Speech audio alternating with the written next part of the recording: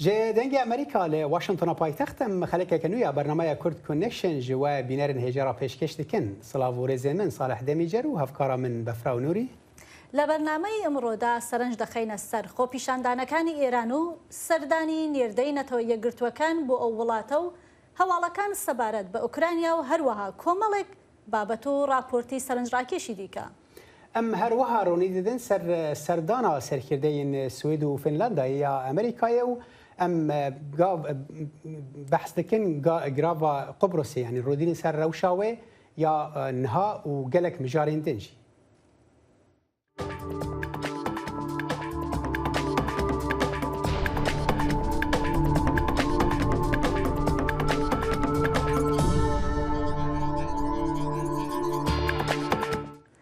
ڤۆلۆدیمیر زەڵێنسکی سەرۆکی ئۆکرانیا ڕۆژی چوارشەمە گاڵتەی بە ڕاگەیاندنی رووسیا کرد سەبارەت بە بەکارهێنانی نەوەی نوێی لەیزری بەهێز لە ئۆکرانیا و بەراوردی کرد بەو چەکە بەناو سەرسوڕهێنەرانەی کە ئەڵمانیای نازی بۆ ڕێگریکردن لە شکەست لە جەنگی جیهانی دووهەم پەردەی لەسەردا بوو. پێشتر رووسیا ڕایگەیاندبوو کە لەیزری بەهێز لە ئوکرانیا بەکاردەهێنێت بۆ سوتاندنی فڕۆکە بێفڕۆکەوانەکان و بەشێک لە چەکە نەهێنیەکانی بۆ بەرەنگاربوونەوەی چەکی ڕۆژاوایی جێگیر کردووە. زەڵێنسکی لە وتارێکدا گوتی لە پرۆپاگەندەی ئەڵمانیای نازیدا زاراوەی چەکی سەرسوڕهێنەر زۆر بانگەشەی بۆ دەکرا و ئەڵمانیای نازی تا ڕوونتر دەبوویەوە بۆی کە هیچ چانسێکی لە جەنگدانە زیاتر پەڕۆپاگەندەی لەسەر چەکی سەرسوڕهێنەر بڵاو دەکردەوە. ئیستاژ رووسیا هەڵدەدا چەکی سەرسوڕهێنەری خۆی بدۆزێتەوە و ئەمانە هەمووی بەڕوونی شکستی تەواوەتی رووسیا پیشان دەدەن. سربازên بهترین اوکراینی ڕۆژا چارشەمێ ji kargeha polaya Azovstal ya Mariupolê hatin derxistin û gelek basên ku bi erebeyên leşkeriyên Rûsî re bûn hatin dîtin ku ji kargehê derdikevin. Serbazên Ukrayniyên ku ji kargeha wêrankirî derketin rastî çarenûseke nediyar dibin. Hin ji wan ji aliyê Rûsan ve hatin birin bo bingeheka berê ya cezakirinê li herêma ku dibin kontrola cudaxwazên alîgirên Moskô de ye. Di demekê de ku Ukrayna hêvî dike ku di veguhestina girtiyan da serbazên xwe vegirîne, Rosyayê gef dan ku dê hin ji wan ji ber sûcên şer werin dadiyekirin. Rêxistina lêborînê ya navnetewî got ku divê xaça sor tavilê xwe bigihîne serbazan. باڵوێزخانەی ئەمریکا سێ مانگ دوای داخستنی ڕۆژی چوارشەمە لە کیف کرایەوە. ئەمەش دوای مانگێک لە کشانەوەی هێزەکانی رووسیا کە هەوڵی دابوو دەست بەسەر پایتەختی ئوکرانیا بگرێت. دەیان کارمەندی باڵوێزخانەکە لە کاتیکردنەوەی باڵوێزخانەکەدا ئامادە بوون. ئەنتۆنی بڵینکێن و وەزیری دەرەوەی ئەمریکا لە بەیاننامەیەکدا گوتی گەلی ئۆکرانیا بە هاوکاری ئەمنی ئێمە بەرگریان لە زەیدی خۆیان کردووە لە بەرامبەر لەشکرکشی نادادپەروەرانەی رووسیا و لە ئەنجامیشدا ئاڵاکەمان جارێکی دیکە بەسەر باڵوێزخانەکەدا دەشەکێتەوە. بە گوێرەی راپۆرتی وەزارەتی دەرەوەی ئەمریکا ڕۆژی چوارشەمە چالاکیەکانی باڵوێزخانەی ئەمریکا دەستی پێکردووە و دیپلۆماتکاران بە شێوەی هەمیشەیی دەگەڕێنەوە بۆ پایتەخت. پێشتر بە شێوەیەکی کاتی باڵوێزخانەکە گواسترا بووە بۆ شاری لفیڤ لە ڕۆژاوای ئوکرانیا. هەروەها وڵاتانی دیکەی ڕۆژاواش ماوەیەکە باڵوێزخانەکانیان لە کیف کردوێتەوە. وەزیرê derveyê Amerîka Antony Blinken dibêje şerê li Ukraynayê kêşeyên herî mezinên ewlehiya xwarinê ya cîhaniya dema niha derxistine pêş. Rûsya Ukraynayê sêyeka dabînkirina genimê cîhanê berhemtînin û wendabûna kelûpelan ji ber şer bûye sedema bilindbûna nirxê xwarinê û nezelaliya li ser siberoja ewlekariya xwarinê li cîhanê bi taybetî li welatên hejar. Wekî beşek ji hewildana çareserkirina krîzê Blinken li New Yorkê li neteweyinê girtî civînan li dar dixe û balê dikişîne ser nebûna ewlehiya xwarinê. Wezareta Derve dibêje ku di sala 2021 de zêdetirî 193 milyon kes li seranserê cîhanê rastî bê ewlehiya xwarinê ya tund hatine. وەزیرانی دەرەوەی ئەمریکا و تورکیا دوێنێ لە نیویۆرک کۆبوونەوە بۆ ئەوەی لەسەر خەتی توندی تورکیا بەرامبەر بە داوای فینلاند و سوئێد و کۆمەڵی کێشە سەبارەت بە ئوکرانیاش گفتوگۆ بکەن بۆ زانیاری لەسەر هەڵوێست و مەبەستی تورکیا لە دژایەتیکردنی بە ئەندامبوونی ئەو دوو وڵاتە دەڕۆمە لای هاوکارم بەڵێن ساڵح. بەڵێن ئەو کاتت باش؟ ئەو کاتۆ باش بەفراو. بەڵێن وەک دەزانی دوا بە دوای لێدوانەکانی سەرۆکی تورکیا لەسەر ئەندامەتی هەردوو وڵاتی سوێد و فینلاند لە هاوپەیمانێتی ناتۆدا وەزیری دەرەوەی ئەمریکا و تورکیا لە شاری نیویۆرک کۆبوونەتەوە. ئایا شیانی گۆڕینی هەڵوێستی تورکیا هەیە بەڕای جەنابەت؟ بەفراوە ئەڵبەت ئەمە یەکەمین کۆبوونەوەی دوو گەورە کاربەردەستی ئەمریکا و تورکیا بوو لە نیویۆرک لە وەتای شەڕی ئۆکراینە دەستی پێکردووە. هەروەهاش یەکەم کۆبوونەوەی دوو گەورە کاربەدەستە سەبارەت بە مەسەلە ئاسایشیەکان.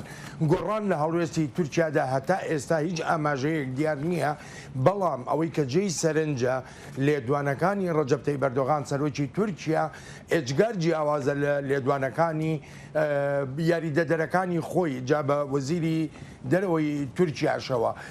ئەردۆغان جەخت دەکاتەوە وە سوورە تەنانەت هەر ئەمڕۆ پێنجشەممە لێدوانی داوە کە دەڵێت تورکیا بە هیچ شێوەیە قایل نابێ، بەڵام لە دوای کۆبوونەوەکەی ڕۆژی چوارشەممەی بلینکن و چاوشۆغلو لێدوانێکیدا کە دەڵێ هەموو کێشەکان دەشێت لە ڕێی دیالۆگەوە چارەسەر بکرێن، بە هەمان شێوە بلینکنیش ئەو هیوایی خواست کە پرۆسەکە پرۆسەیەکی درێژخایەنە لەوانەیە ساڵێک یان زیاتریش بخایەنێت، بەڵام دیالۆگ هەموو شتەکان یەکلا دەکات. باشە بەڵێن چاودێران دەڵێن پێدەچێت تورکیا بیەوێ هەندێک خاڵ با بڵێن وەربگرێت لەم ڕێگایەوە. پێ وایە با بڵێن وەڵامێک وەرەگرێت و دەگاتە ئامانجی خۆی؟ وەرگرتنەوەی ئەو وەڵامە دەکەوێتە سەر شێوازی دانوستانەکان و گفتوگۆکان لە ناو هەم ناتۆ هەم لە نێوان تورکیا و یەکێتی ئەوروپادا. تورکیا بەپێی زانیاریەکان ژمارەیە داوای خستۆتە بەردەمی یەکێتی ئەوروپا و بە تایبەتیش بۆ هەردوو وڵاتی سوید و فینلاند. بۆ خۆ دەزانی ینی بەوەی شەڕی سووریاوە ئەم دوو وڵاتە سوید و فینلاند سزای زۆریان سەپاندووە بەسەر تورکیادا. لەوانە بۆ نمونە بڕیاری قەدەغەکردنی فرۆشتنی چەک بە تورکیا. تورکیا هەتا ئێستا وا سەیری ئەم دوو وڵاتە دەکا کە بوونەتە میوانخانەیەک وەکو تورکیا دەڵێ بۆ تێرۆریستان. ئەڵبەتە ئەمە وەک ئاماژەیەک بە پارتی کرێکارانی کوردستان و داواشی پێشکەش کردووە، یعنی وەکو دەگوترێ بە حکوومەتی سوید تا ژمارەیە ناو هەیە ئەمانە ڕادستی تورکیا بکرێنەوە. باشە بەڵام پێدەچێت ئەمریکا با بڵێن پێدەچێت ئەمریکا ئەوە قبول بکات؟ جارێ نازانرێ هێشتا و توێژەکان بەردەوامن، تەنانەت و توێژەکەی ڕۆژی چوارشەمەی نێوان بلینکن و چاوشۆغلو بەشێکە لەو زنجیرە دانوستانانەی کە بڕیارە بکرێ. خاڵێکی زۆر گرنگەیە لە داواکانی تورکیا بەفراوکە دەمەوێت ئاماژەی پێ بکەم ئەوەیە کە داوای هەرێمێکی ئاسایشی کردووە لە باشووری تورکیادا، بەڵام هێشتا نازانرێ ئایا و هەرێمە ئاسایشیە هەرێمی کوردستانی عێراق و باکووری سووریا دەگرێتەوە یا کوێ دەگرێتەوە. گرنگ ئەوەیە تورکیا ئەم دۆسەیە بەکاردێنێ بۆ دەستکەوتی زیاتر. بەڵێ وەک دەزانی بەڵێن ئەوەی کە جێگای سەرنجە ئەوەیە کە هەتاوەکو ئیستا بەرپرسانی ئەمریکا بە فەرمی لە لێدوانەکانیشیاندا ئاماژەیان بە با بڵێن خەتی توندی ئۆردوغان و لێدوانەکانی ئۆردوغان نەکردووە. زۆر سپاس بۆ ئەوەی کە لەگەڵمان بووی بەڵێن. سپاس دەکەم. بەڵێ تورکیا هاوپەیمانی پێم وابێ هەڵێکی تکنیکی ڕوویداوە. بەڵێ لە کاتێکدا ڕەجەب تەیب ئۆردوغان سەرۆکۆماری تورکیا خەتێکی توندی لە دژی داواکاری ئەندامەتی فینلاند و سوێد گرتووەتە بەر، ئەمریکا ڕۆژی چوارشەمە هەوڵیدا ڕوونکردنەوە لە تورکیا وەربگرێت لە سەر دژایەتیەکەی. مەولود چاوشئۆغلۆ وەزیری دەرەوەی تورکیا لە کۆبوونەوەیەکدا لەگەڵ ئەنتۆنی بڵینکن وەزیری دەرەوەی ئەمریکا لە نەتەوەی یەکگرتووەکان ڕێبازێکی جێواستر لە ئۆردوغانی نیشاندا و پشتیوانی وڵاتەکەی بۆ سیاسەتی دەرگای کراوەی ناتۆ و تێگەیشتنی لە خواستی فینلاند و سوێد بۆ پەیوەستبوون بە هاوپەیمانێتیەکەوە دووپات کردەوە. بەڵام داواکانی ئۆردوغانیشی دووپات کردەوە سەبارەت بە نیگەرانی ئەمنیەکانی تورکیا لەبارەی وڵاتانی فینلاند و سوێدەوە. دواتر چاوشئۆغلۆ لە لێدوانێکدا بۆ ڕۆژنامەنووسانی تورکیا ڕخنەکانی زیاتر کرد و سوێدی بەوە تۆمەتبار کرد کە نەوەک تەنها پشتگیری لە پێکەکە و ئەو گروپانە دەکا کە پەیوەندیان بە پارتی قەدەخەکراوی کرێکارانی کوردستان و هەیە، بەڵکو و چەکیش بۆ چەکدارانی کوردی سووریا دابین دەکەن کە تورکیا وەک بەشێک لەو چەکدارانە تەماشایان دەکا. ئەم لێدوانانەی ئەو لە کاتێکدا یەکە بەرپرسانی ئەمریکا هەوڵدەدەن دیاری بکەن کە ئۆردوغان تا چەند جدیە سەبارەت بەو بابەتە و چی کارێک پێویست دەکات بۆ ئەوەی پاشەکشەی پێ بکەن. بايدن روجا چهارشنبه د دما خویا ل بنگها اندروسیا هفبشته جبو دیتنا فروکین کو جبو شوپاندنو برسفدانا باهوزان تنه بکارانین هول دا کو خمین ل دور نرازیبونا ترکیه ج اندامتیا سوئد و فنلندا یبو ناتوی کم بکه د برسوا پرسکه روجنامه‌وانان ده سر مجاره بايدن هرگلی ندان لگوت از هزر دکم کو ام باش بن لدور پرساکو او چاوا لسر دخوازا سوئد و فنلندای ترکیه راضی بکه بايدن گوت از تشتکی بیجم بری مهکه بسروک فنلندای تلفونا من کر و جمر گوت او چه هزر دکه اردو سرکردین فنلندا و سوئد روجا پنجشنبه تین جمن از هزر دکم ام باش بن جبو آگاهی بهتر دوی درباره دا نا هفکارم ازلم یاساک جناوند نوچه اندنگ امریکای به مرایه دم باش ازلم کنگونا بایدن و سرکرده این سوئد و فنلندای ایرو کنگیه و پیشبینه چه تیدواره کرد؟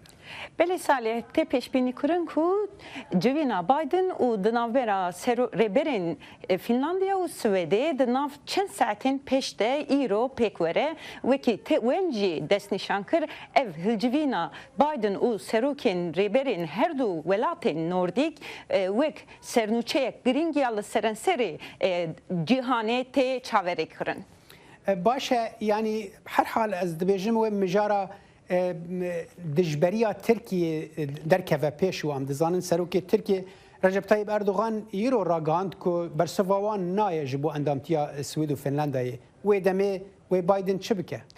بله براستی وکی وجی میجی دو راگاهنده بو به تماشاوان خورا پیشتی کو دو جوینا بلینکن و چاوشولو کاربدستن امریکی و داخویانین هر دو آلیا گاوا کو ام دنیرن آلیا امریکا دناوروکا و مجاریده براستی راستارست تشتک دست نشانه کریه جبرکو داخویانیک هفپار هیه لپیشتی جوینه چاوشولو جوینک به تنی روزنامه‌وانه Türk re darxist û li wir tundiya bi tundî dijberiya Türkiye dubare kir. Her wiha îro Serokê Türkiye Tayyip Erdoğan di civînek bi civanan rende ev gotara Türkiye carektin bi tundî دوباره کر او گوت کو مجی کاربدست ناتو ره گوتیه کو امه به بریاردار دجبریا خویا دیجی و یکی یعنی اندامتیا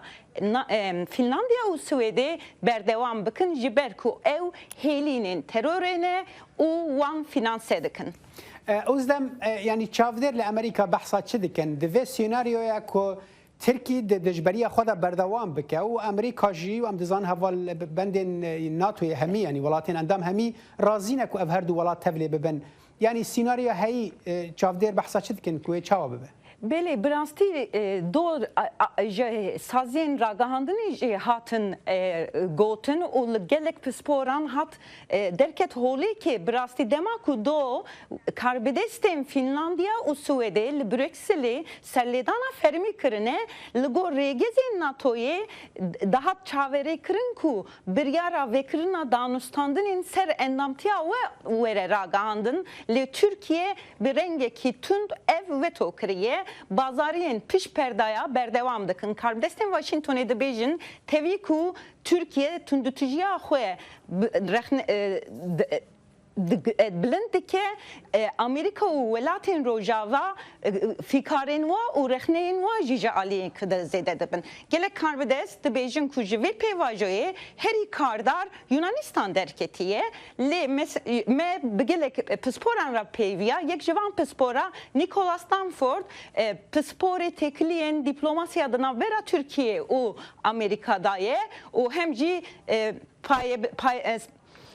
پسپوری پایبلند یا وقفه هلنیک یا سیاست درویه او دبیجک و تویک و افیکار او رخنه بلند دبن و برفره دبن کاردستین امریکی به تایبتشی ریوبریا بایدن دخوازن کو جپ پیشت پرده یادا و یکی ریوه ببین هول بدن چاره سر بکن به ترکیه را وزلام یاساک توش ناوند نوچه دنگ امریکا و مراوی گلک سپاس دنگ امریکا جافکانی کا په باوریان و چو آگاهیان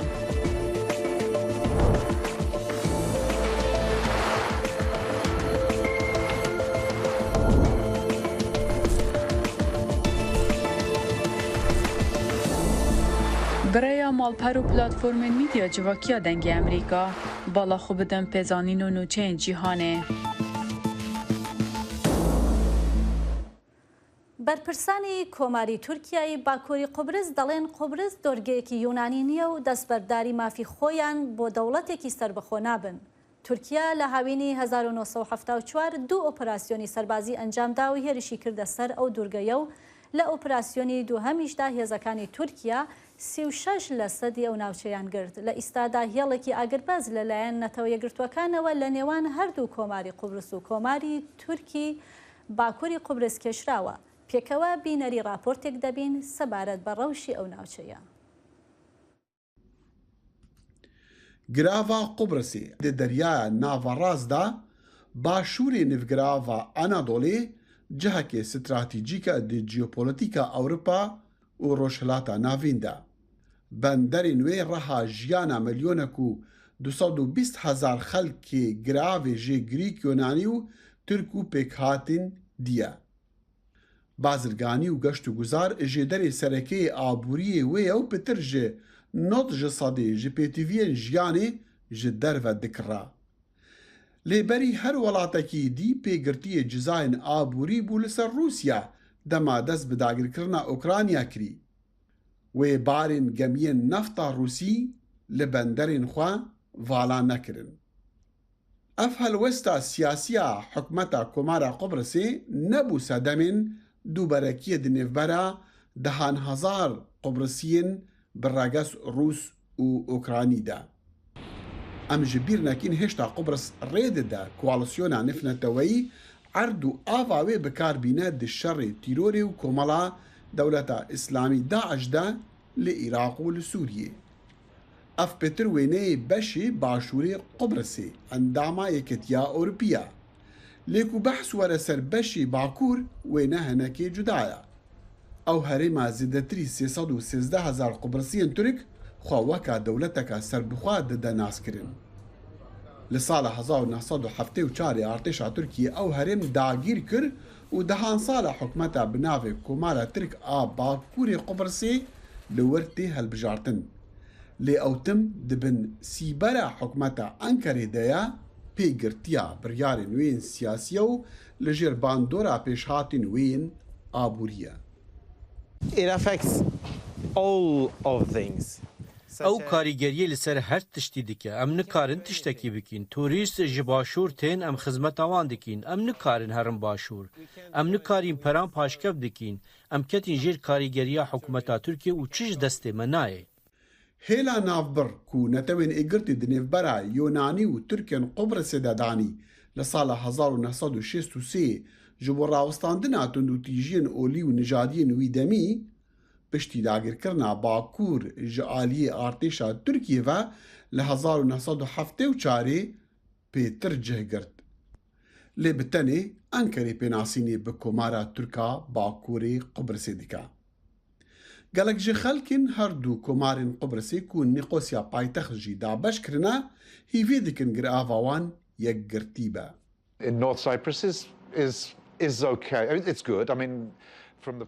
Li Bakurê Qubrisê jiyan xweş e. Ji aliyê keş û hewa, xelkê, xwarin û dîmenan ve. Ez ji vî welatî hez dikim, ji gel hez dikim. Aşkere ye ku pirsgirêkên siyasî hene, ji ber rastiya ku em hîn dabeşkirîne û Bakur ji aliyê Enqerê ve tê birêvebirin. Ev rastî teelin. Hêvî û xewna min ew e ku ev rewş nemîne û Qubrisî bikaribin di vê giravê de bi hev re bijîn. Piştî 48 salên dagirkirina Bakurê giravê ji bo destkeftên aborî û ewlehiyê ne bi tinê ewlehiya Tirkên Qubrisê belkû dewleta Tirkiya bixwe jî û gihiştina rojhilata deryaya navîn bi aramî niha hikûmeta Recep Tayyip Erdogan çareseriya kêşe û pirsgirêkên gelên Qubrisê di dû dewletên cuda و بتەنشت هەڤڕە دبینە.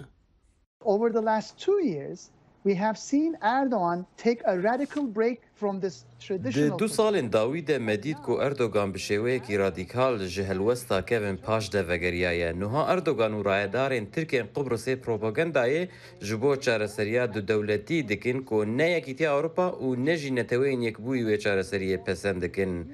Niha vê arasteyê peywendî bi jinû ve helbijartina Erdogan ve heye ew rastî krîzên aborî tê çunku çendê pevçûna Qubrusê dijwar be bêtir dê piştevaniya li dora xwe di welê de zêde bike. Nayê veşartin ku krîza penaberan karteketin di destê Tirkiyeyê ye. Hikûmeta Qubrusê dibêje tevaya penaberên li gir avawan bi firokan ji İstanbulê digihne bajarên jêr dagîrkirina Tirkiyê û ji wir bi qaçaxî hêla vebir derbas dikin. Ew ji welatên wan re barek giran e. Nowadays, the migration issue in Cyprus is Wan rojan pirsa koçberiyê li Qibrîsê pirsgirêkek mezin e. Ji ber ku ew ji alî Tirkiye ve tê duristkirin. Tiştê Tirkiye bi me dike hovîtî ye. Niha paşa roja gel û yekîtiya erdê vê girava xwedî şaristaniyek kevnar di terazûa hêzên xwedî berjewendî û cudahiyên olî û nijadiyên pêkhatên wê de ye. Lê şareza bawer dikin çendê ev rewşa bêşer û bihevçûn li ser vê giravê dirêj be, çendê diyarkirina paşa roja gelên wê dê hêsantir be. Her derbarê vê mijarê de aştiya nihaya heyî di navbera Tirk û Yunaniyan de li girava Qubrusê çi qas dikare dirêj bike û ta çi astê dikare bibe aştiyeke mayîn de. Ji bo agahîn bêhtir di vê derbarê de navkarê me Texîlê Şemoj navenda nûçeyên dengê Amerîkayê bi me re ye. Dem baş Texîl spas vê raporteke balkêş heb rastî hinek agahiyên nû jî tê de hene. Yani ew aramiya ku heyî yani li gor te şopand çi qas bingeh jê re heye ku dirêj bike. Tiştek gelekê baş ev demek dirêjek û ew nakokiyan wekû dibêjin şer û li hevçûn di nêvbera Türk û Yunaniyên wê giravê de çêne bûne ev tiştek gelekê baş e. Her kes hevbîne ku çendê ev dirêj bike çendê wê meselên pirsên wê giravê çareser bibin. Lê tiştê ku neçavarî kirî berî demekî Kurd bû berî çend roja bû ku serokê Tirkiyên Qubrusê komara Bakurê Qubrusê ya Tirkiyên Qubrusê derket û got em qet destberdarî mafên xwe nabin ji bo mesela dewletê û ji bo mesela ku mafên xwe di wê giravê de. Helbet em dizanin ku bi tinê Tirkiya pênasînê bi wan dike ev heta radeyekê ragihandinek yan daxuyaniyek ne baş bû ji bo mesela ku ew aramî berdewam bibe lê heta niha çi nebuye di qazanca wan de ji bo ku ew girava pêş ve here. Başa dexêl yanî rewşa em bêjin ew hêla ku tu di rapora xwe de behsa wê yekê dikiye hêla di navêna wan da çi qas parastiye û gelo girjî çê dibin di navbera demekî em behsa yani pêwendiya sivîlan dikin li her du aliyan. Girjiyên mezin çê nabin yani qaçaxçiyatî heye derbasbûn heye bi taybet dî penaber bi qaçaxî derbas dibin ji rexê rexê ku di destê komara Bakura Tirkiye de ku me gotî ku xwe bi komar dadinên lê Yunanî harbeta pênasînê bi wan dikin derbasbûn heye di hêla di nêvbera herdûwar ji alî penabera û qaçaxçiyatî jî heye lê wekî me gotî heta niha şer û bihevçûn çê nebûne ev tiştê başê wira. Başa dexîl em yani em dizanin ev tiştibin di demekê de ku welatên Swêd û Finlandayê hewl dane ku tevlî NATOyê bibin tevlîbûna wan bûye cihê nerazîbûna Tirkiye li dijî wê yekê ye ev rewş yani bandora xwe li wê derê çawaye ku em dizanin Yunanistan li alîkî û Tirkiye li alîkî ye her dewletek piştgiriya aliyekî Qubrusê dike. Girava Qubrusê yeke ji welatên ku weke Ewropî tên hesabkirin ne di NATO de ye. û helbet ji bo wan taybet jî bo Yunaniyên Qubrusê ev pirsa gelkî hestiyara û weke dibêjin şûrekî dûdev e. Em dibînin bo nimûne eger hat û bê daxwazkirin endametiya NATOyê ji wan re ڕەنگە ترسێک جەم یۆنانیان هەبە و تورکیا وڵاتی بەهێزی دووەمە و لەشکریوێ بەهێزە دوێ هەرێمێدا ڕەنگە ئەو باڵا دەست بە لەسەر وێ گر ئاوێ لۆمە ئەو گەلکی هەستیارن بەربێنە لێ هەر کەس دزانە و ئەندامەتیا وێ گر ئاوێ دناتۆدا وێ قازانجی بگەینە هەر کەسی خەڵکی وێ گەرچی ئەوێ بودجەیەکی بدن دوێ بدن مەسەلێن چەکداری و لەشکری لێ دیسانژی ئارامیا وێ هەرێمی بتای بەچی ڕەخا دەریایە ناڤەڕاست و جێ قاچاقچیاتیە بژبلیا پەنەبەرە بەلکو قاچاقچیاتیین دیین و ئۆروپی پێ گەلکێ نەڕەحەتن و دخوازن ئۆروپی دخوازن لور کۆنتترۆل بکەن لێ دی هەتانە هاژی نەهاتیە ئاس ینی ڕەوش نەگا هەندێک و بکاربن ناڤەندێکی خوا نادڵ وردەین ژ بۆ چاودێریە وانترسان وان پرسان لێ لە پاشە ڕۆژی وێ چا بە پشتیوێ مەسەلا وەکتە گوتی فەلەند و سوید ئەم نزانن بگها کویدری یانژی وەکو قبرس وێ داخوازە ئەندامەتی بکە نەهاتانها نایزانین بەێ دەخیلێ شەمۆژ ناوەندە نوچەی دەنگی ئەمریکا گەلەک سپاس بووە. زایڵی داهێنان بەرنمەیەکی فەرهەنگی و هوەری بەشی کوردی دەنگی ئەمریکا. من ئاسۆ جەبار لە واشنگتن دیسیەوە هەردوو هەفتە جارێک دەبمە میوانی ماڵەکانتان لەگەڵمان.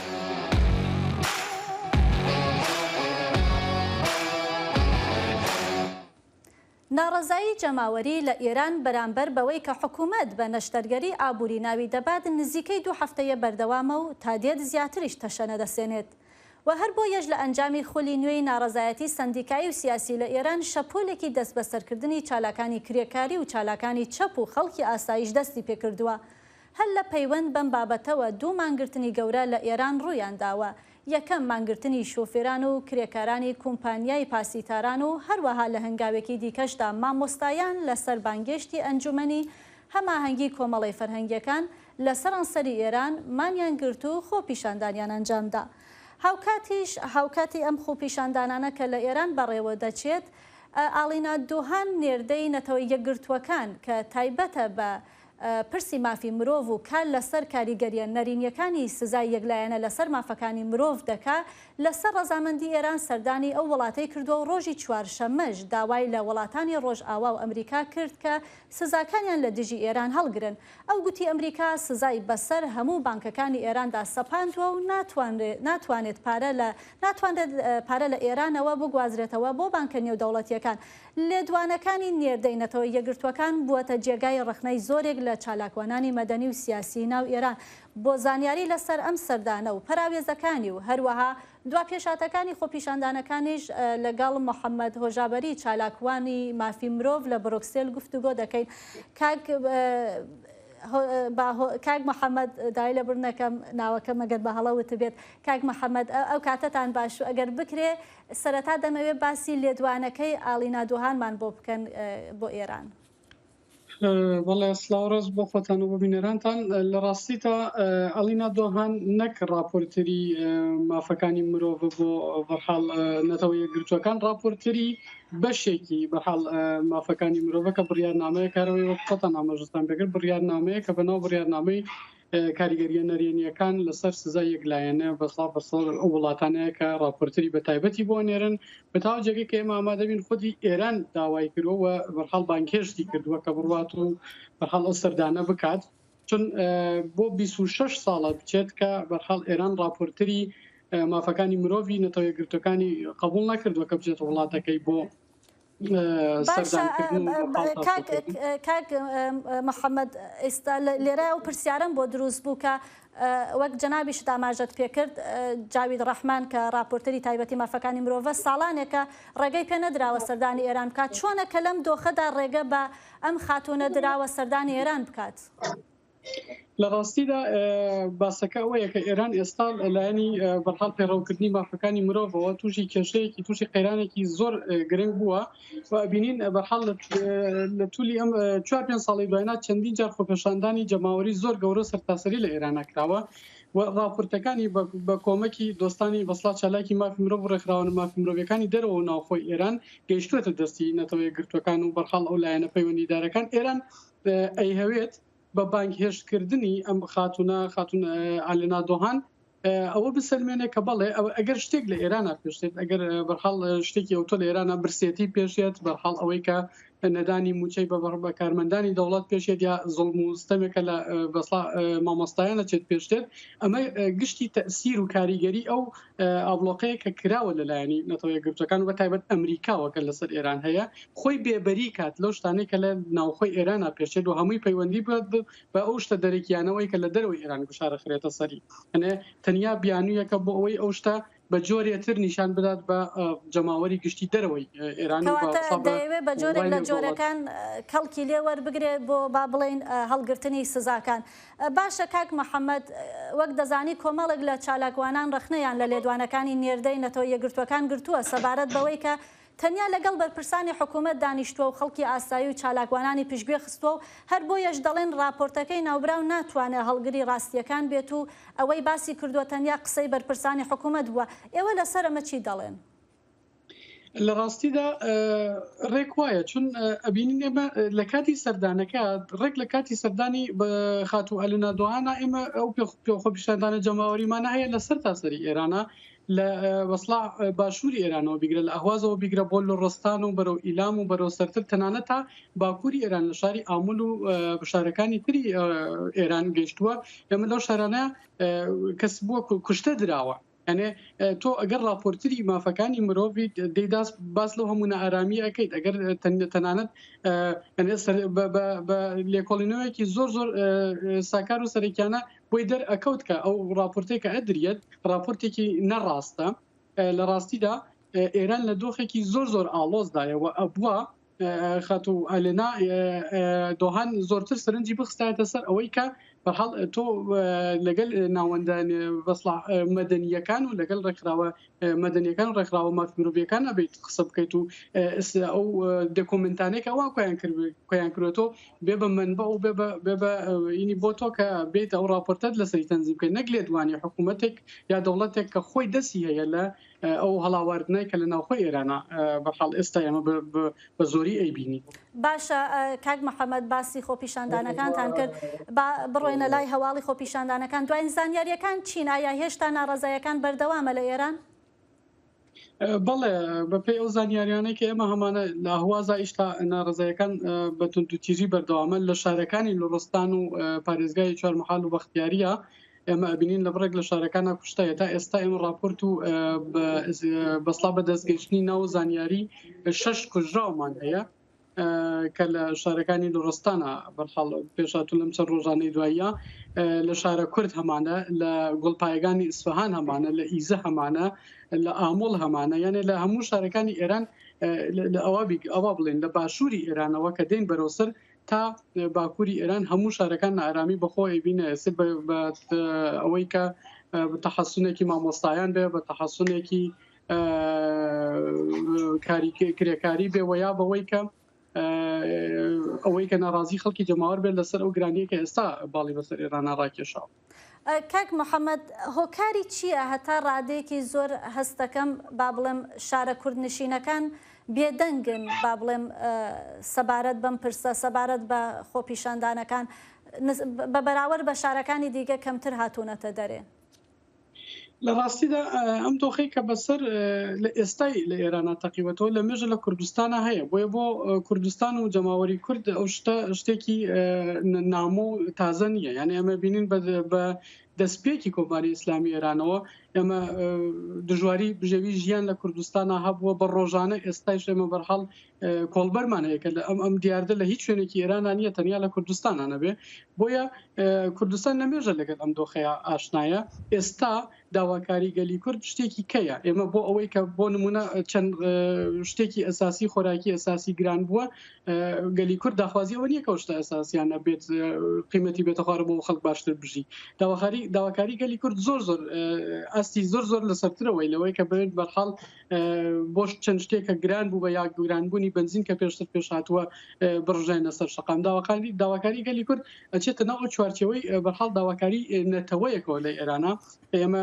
بەرحاڵ پەروەردەمانەوێت سیستمی پەروەردەی خۆمانمان ئەوێت سیستمی خۆسەری گەلی کورد دەوێت داوا ئاکات و ئەو شتانەی کە بۆ ژیانێکی نەتەوەیەکی لەناو جغرافیایەکی تایبەتە پێویستە ئێمە وەکوونەتەوە گەلی کورد داوای ئەوە ئەکات بۆیە ئەیژزانین کە بەحاڵ بە هەر جوڵانەوەیەکی ئێستای شەقام لە ڕۆژهڵاتی کوردستانە گەلی کورد لە کوردستانە بەسڵ لە جوگرافیا ئێرادا گەورەترین تاوان بەسەر بەخەڵ ئەبێ هەر گەلی کورد خۆی بیداتەوە بۆمان دەرکەوتووە کە بە درێژایی ئەم 40 ساڵێک کە کۆماری ئیسلامی لەوەیە هیچ کاس دەستی نەپاراستوە لە گەلی کورد بۆ بیان لە بیان و ئەگەڕێ کە هەموو ئەو هێزەی هەیەی لەوێ تاقیب بکاتەوە.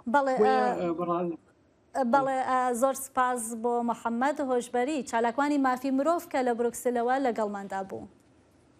پاسپۆیش و کات. بەڵێ ساڵح وەک ئاماژەی پێکرد میێوانەکەیشمان بەداخەوە پێم وابێت لە ئێران ناڕەزایەتیەکان بەردەوامە و چەند کەسێکیش وەک ئامارەکان کە باسی لێوە دەکەن کوژراوە و هەروەها چاودێران دەشڵێن ساڵح کە لەوانەیە سەرکوتکردنەکان لەم خولەی خۆپیشاندانەکاندا زۆر زیاتر بێ بە بەراورد بە ساڵانی پێشتر چونکە ڕئیسی خەتێکی وەک دەزانی تونتری هەیە بە بەراورد بە ڕاستە ینی بارە خۆپێدا بەفراو ئەو خۆپێشاندان لە وڵاتێکی دەبن کوها دەسەڵات توندیە لەگەل خۆپێشاندەران بکارتینن ینی ڕەوش گشتی ئاستێکی و ئەو خەلکانە ئیدی دکارن ڕووی خۆ بدنە مرنێژی مژارەمە ینی کورد کۆنێکشنامە بەردەوامە هەندێک مژارێن دژی هەنە ژناوان دەژی هەلبژارتنی سەرەتایی لە هەنێک ویلایەتێن ئەمریکا لەبەری وێ ئەم ناوفرەکی و بەدگەر.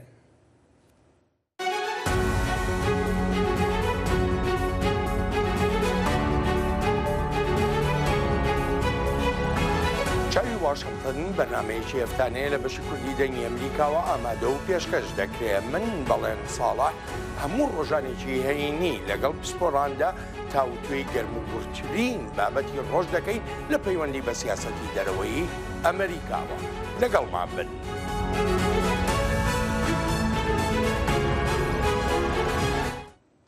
ده هەلبژارتنên سەرەتاییên ویلایەتا پێنسیلڤانیایدا دەنگ هین têne jimartin û di demekê de ku aliyê demokratan diyar e ku John Fetterman serkeftiye pizîşkê dil û navdarê televîzyonê Mehmed Oz û rêveberê berê sindoqa hêc David McCormick li aliyê komariyan di pêşbaziyeke pêşwex dene. Li wilayeta Carolina Bakur jî hin jimartina dengan berdewam e û kandîda demokratê Cherry Beasley serkeftiye pêşbîne di demekê da ku Ted Budd yê komarî ku Trump piştgiriya wî dike di pêş de ye. Heman tişt li Oregon jî dibe cihê ku tenê 61 ji sedî ji dengan hatine radestkirin. Wilayetên Kentucky û Idaho di qonaxên herî dawiyên jimartina dengan de ne. ڕاوێژکاری ئاسایشی نیشتمانی ئەمریکا جێک سوڵێڤان ئەمڕۆ چوارشەمە گوتی هەواڵگری ئەمریکا دەری دەخا کە لەوانەیە کۆریای باکوور تاقیکردنەوەی ئەتۆمی یان موشکی یان هەردووکیانی پێشگەشتەکەی سەرۆک جۆ بایدن بۆ کۆریای باشوور و ژاپۆنی هەبێ کە بڕیارە لەم هەفتەیەدا دەست پێ بکات.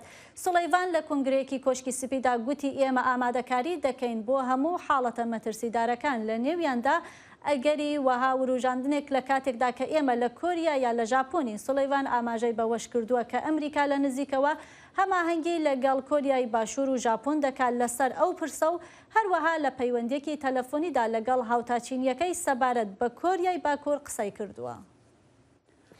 سەرۆکی ئەمریکا جۆ بایدن ئیرۆ پێنجشەمێ دەچە کۆریا باشوور و جاپۆنێ پشتی کو هەفتەیە بوری لە کۆشکا سپی میوانداریە سەرکردەیەن ئاسیا باشووری کرد.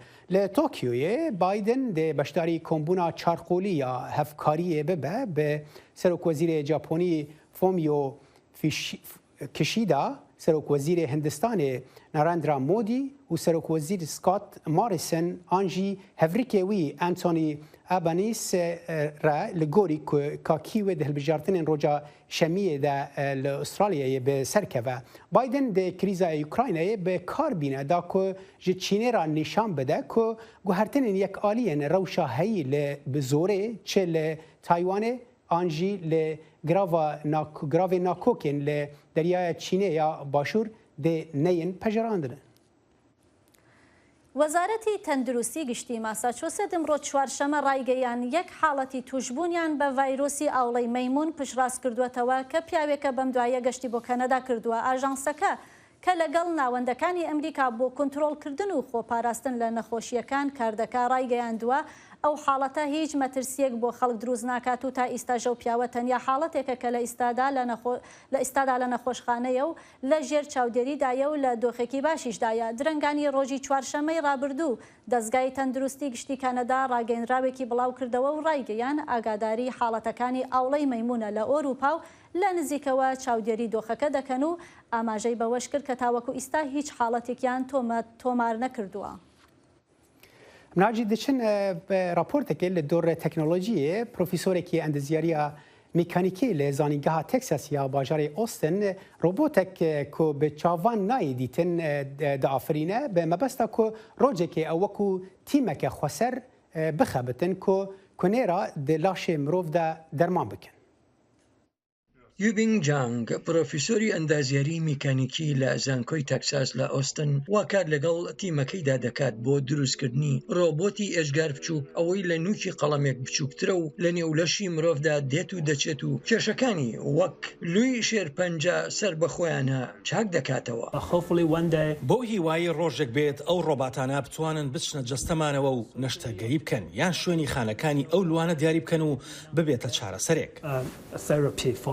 ئەمە لە خەیاڵی زانست دەچێت بەڵام زانایان لە سەرانسەری جیهان کار دەکەن ئەمە بکەنە واقعەک. ئەم ڕۆبۆتە ئێژگار بچووکانە لە ڕێی لێدانی دەرزیەوە دەکرێتە نێو لەشی مرۆڤیان لە ڕێی خوددانیەوە. جانگ دەڵێت هەرکە ئامانجەکەی بۆ دیاری کرا بۆ نمونە وەک لویەک ڕۆبۆتەکان پەیوەندی بەیەکەوە دەکەن بۆ ئەوەی بە کۆمەڵ و بە هەرەوەزی ئامانجەکەیان بپێکن. هەندێک لە لێکۆڵەران بۆ جوڵە پێکردن بە ڕۆبۆتەکانی ناسا و بە بۆرچ شەپۆلی لە دەنگ خێراتر بەکاردێنن یان مادەی کیمیایی. تیمەکەی پرۆفیسۆر جانگ تشکی ڕووناکی لە شێوازی تشکی ئاست بەرزی لەیزەر بەکاردێنن بۆ هێنان و بردننی ڕۆبۆتە ئێژگار بچووکەکان ئەوانەی لە زێر و سیلیکۆن و پۆلسترین دروستکراون. ئامانجی پرۆفیسۆر جانگ لە بەکارهێنانی ئەو ڕۆبۆتە بچووکانە وەک دەڵێت بۆ فێربوونی کاری هەرەوەزیە هاوشێوەی خوێندنگەیەک لە ماسی پێک هاتبێت.